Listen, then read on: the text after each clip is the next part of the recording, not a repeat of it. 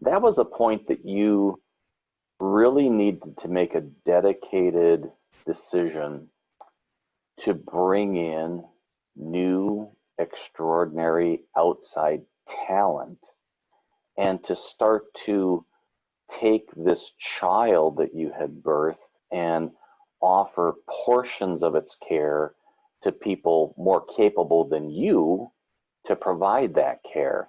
And not only did that happen at that moment in time, but it seems like it's happened at least four times that I'm aware of over the 20 plus years that you've been in your business. So unpack that a little bit for us, the nature of and the necessity of bringing in exceptional talent.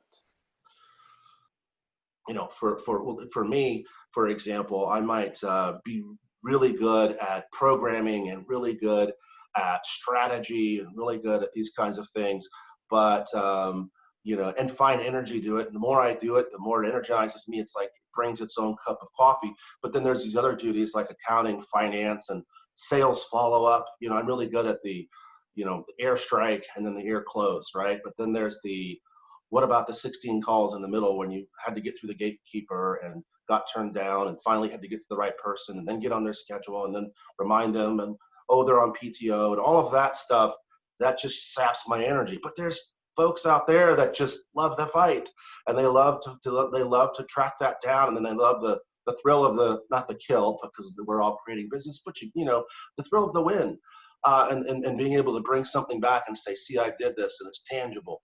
For me, it's all more heady and strategic. So to find folks that are energized in the areas that don't energize you, and it's a good natural partnership, if you will, in the executive space there, it's invaluable.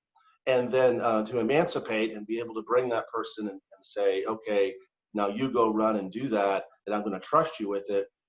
I remember, and I'm talking a lot on this, and I remember the first day, that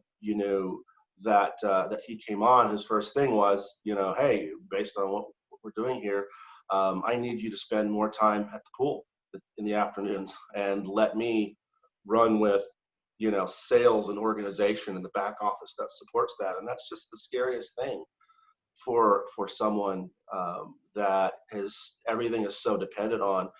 And it's like, okay, no, I need to do that because my business needs to be able to flourish without me. The processes that are just me doing things that really aren't processes need to be pulled out of my brain, made into processes, made into a business. And gosh darn it, there might get a B this month and not an A plus like I could do.